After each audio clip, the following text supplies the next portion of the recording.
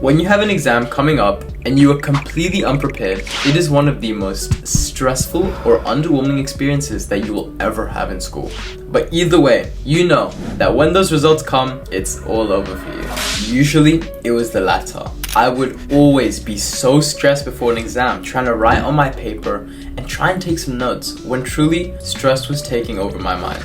And this was terrible for exams. So then, I decided that I needed to learn how to study effectively, especially the night before. So I did a bit of digging, and what I found was I was missing something so important, and this concept that I learned was so effective that I would deliberately leave my exams to the last minute and throw away my exam notification just because I had so much confidence in myself when the exam came. So, in this video, I'm gonna show you exactly what to do if you need to cram for an exam and you have no time. Now, before I tell you the one crucial step that you are missing when it comes to cramming effectively, there is something that you need to understand. And it is a concept that I learned while I was actually taking up a new hobby. And that hobby was Rubik's Cubes. You see, when you solve Rubik's Cubes, you're doing a set of algorithms. And when you find certain algorithms that pop up more than others, you tend to try and get better at them. Because the better you get at identifying those algorithms, the faster you'll solve Rubik's Cube. The exact same thing is the case for studying.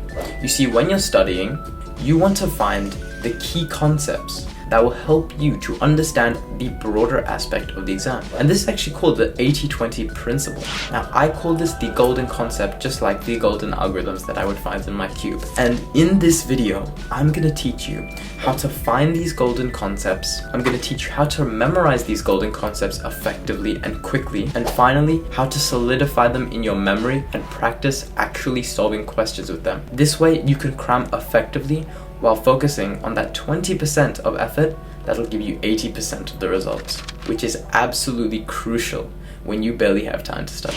The first step is finding these golden concepts, and that starts with how you read your work.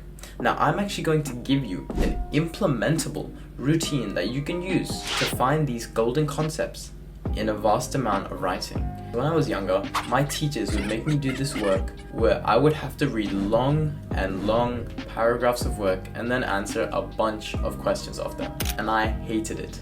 But I figured out a method that allowed me to not read all of it, but still be able to answer the questions, which is scan for important parts and things that can give clues to what these golden concepts are. And finally, look for questions that arise within these paragraphs, whether questions made by the title, questions made by subheadings, or just general questions that you can find throughout the paragraphs. Because usually golden concepts will be connected to these questions. To sum things up, scan around your paper, look for things like bold words, headers, subheadings, important paragraphs and sentences, and finally, look for questions and things that make you question the work. And in there, you can find the golden concepts. So now you know exactly the golden concepts that you need to learn, and it's time to remember them and put them into your memory. Now, usually, most people will highlight, maybe they'll take notes, or they'll rewrite it down.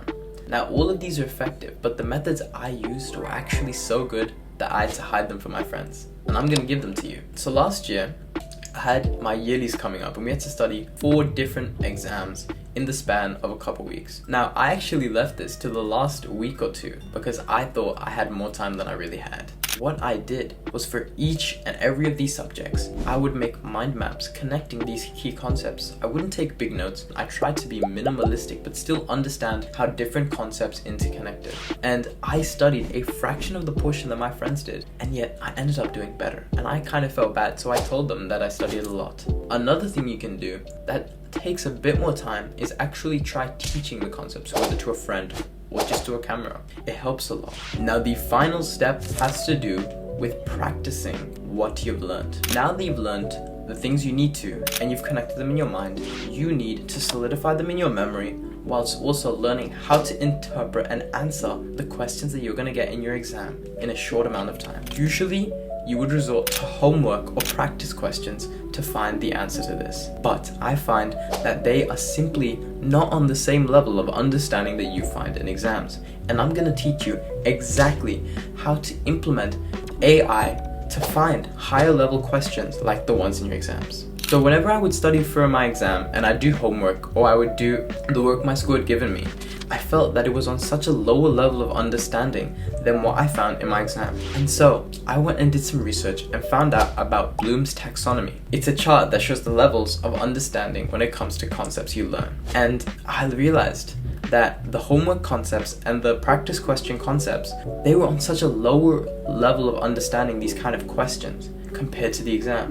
And so what I would do is I would put these questions into ChatGPT and ask for a higher level, possibly even higher than what I was given in school exams. And that way, my level of understanding for these concepts was so much higher than it needed to be, and I was far more prepared while doing less questions because these questions required true thought.